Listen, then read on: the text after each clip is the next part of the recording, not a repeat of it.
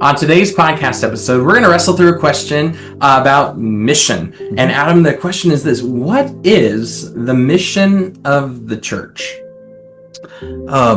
Of our church specifically, right? Yeah. So our church, we have actually churches in general too, but our church specifically, the mission statement is to glorify God by being disciples who make disciples. There's three movements of that, and we sum those three movements up with three words, right? Yeah, we say we come to Jesus, we thrive in family, and we go on mission. So come, thrive, and go. Yeah. And that's kind of the vision of how we get to the mission, glorifying God, being disciples to make disciples. We have 5 values that guide us as well. Number 1 is Jesus. We start with him. Number 2 is faith. We believe big things to start small ways. Number 3 is generosity. We want to lead the way in caring for people and being generous. Number 4 is multiplication. We don't want to maintain. We want to multiply. And number 5 is the word next. We are not done until the whole world knows who Jesus is. So if we were to take, because if someone was to ask you that, I feel like saying, this is the mission statement, this is the vision statement, this is the 5 values, like how do we summarize that maybe into one takeaway thought? Yeah, if you want one word, what is the mission of the church? And this would be every church everywhere. I believe this should be their mission. One word is multiplication. That would be the word. It's one of our values. It's right within our mission statement, our vision too. Multiplication. We have a God who is a multiplying God. In the beginning, he makes Adam and Eve in the Garden of Eden and all that. He tells them to sprout, multiply, and fill the earth. You hear the multiply in there? And then there's Noah and the ark, and they get off the ark, and he tells them to sprout, multiply, and fill the earth up, right?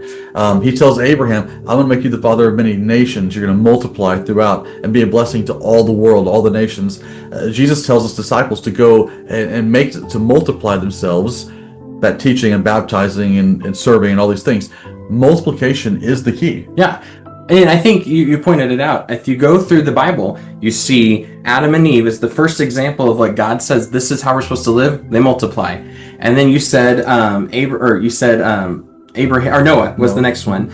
And I think every instance that you see it throughout the Bible, whether it's Noah, whether it's Abraham, whether it's Moses, through the Bible, it's God reaffirming and reminding his people, you're supposed to be about multiplication. You've strayed. Yeah, even in the book of Acts, you see the church begin, and they start getting baptized. 3,000 get baptized, and Jesus had told them, go be my witnesses in Jerusalem, Judea, Samaria, to the ends of the earth, to spread out and multiply.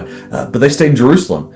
So a guy named Saul brings a persecution and attacks them. They scatter, and they begin to multiply in all the cities they used to, their hometowns, right? Because God wants his people to multiply. It's always been the key. We are a multiplying people to a multiplying God. That's why it's one of our values. It's why it's right central to who we are. We want to multiply. We view spiritual success through multiplication. Right? We want to do this.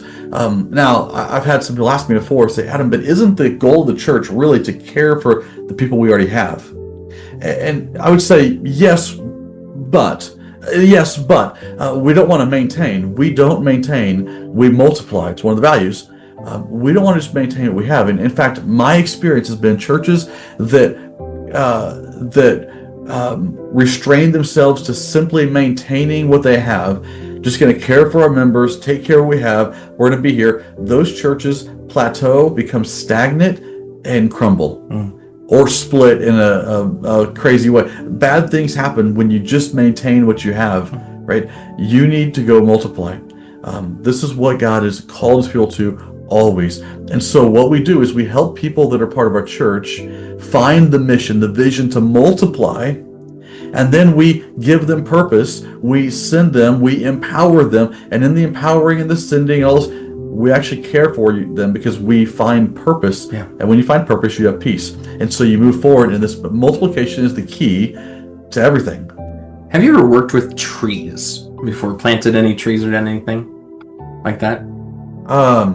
Fruit trees, any tree? No. So I'm not very green thumb, but like as you were thinking, have you ever worked with trees? I've worked with some trees and and plants. And so actually, as you were talking, just this idea of the tree, because God actually uses the analogy a lot through the Bible that we are like trees planted by streams of water, and that we produce fruit in season and out of season.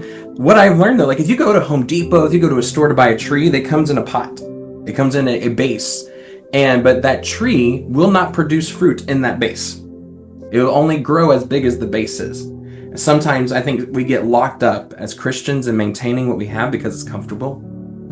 The space that we're planted in is comfortable. But the apple tree's job is to grow bigger, to spread its roots out so it can produce fruit. And so then what you do is you take it out and you go and we have a gentleman in our church, John, who plants trees a lot. He told me you go out so far from where you think the tree's supposed to be and you dig a hole bigger than you actually think you need. You help the stuff spread out and you water it, you take care of it. And as the tree grows, you actually begin to prune branches off of it. Because again, you want to make sure that it grows in the right direction. It grows out in the way it needs to. And sometimes even you take it from pot to pot. Like I have friends who do this. They take a plant and they move it to a bigger pot until it fills that pot. And then to a bigger pot until it fills that pot. Whichever way you go with plants. The whole point is an apple tree is not going to be big enough until it's in the right spot. And then it will grow fruit that's able to be eaten. In our own lives spiritually, it's that multiplication. It's growing, it's multiplying itself, it's getting bigger. And sometimes we think of maintaining where we are as this comfortable thing that is the best thing, but we're actually not producing the fruit God's actually asked us to do. So, long-winded story short, anything less than multiplication is actually disobedience to the mission of God. That's hard to swallow, isn't it? Anything less than multiplication is disobedience to the will of God. That's very true, and I don't disagree at all. It's a hard hit to take. It is. For some of us, right? You mentioned, and I didn't know you were going to bring the tree analogy in. I know. I thought of it while you were talking. I've learned something about you today. But you said in there a few times, you circled this, that it'll only grow as big as the pot that it's in, right? Yeah.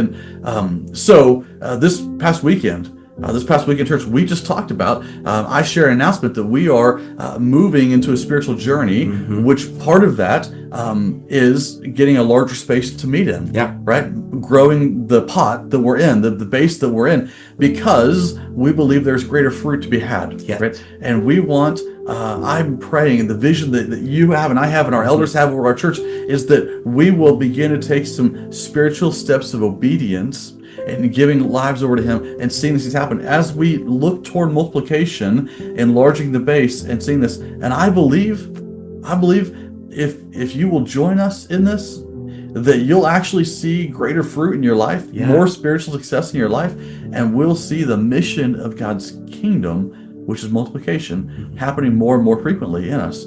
I can't wait, and I believe the step we're taking right now, even though it's kind of big and kind of hard, it seems kind of scary to some of us maybe, this step we're taking right now, this one is going to be a pivot point when we look back, and we're going to say, this was a hinge that led us to multiplication. It helped us to be less disobedient and more obedient, good and faithful servants of our King in heaven. I can't wait, and I can't wait to see multiplication happen in our church. Church, if you have any questions about what's going on, feel free to reach out to Adam or any of our elders. They would love to talk to you about this season that we're in, that God is moving us from this pot to a bigger one so we can grow more fruit, not for our benefit, but for the kingdom. So God's kingdom can be growing and glorifying Him and bringing more people to have the opportunity to surrender to the King you love like you have had the opportunity to. Church, until we see each other again, you are sent. Have a great day.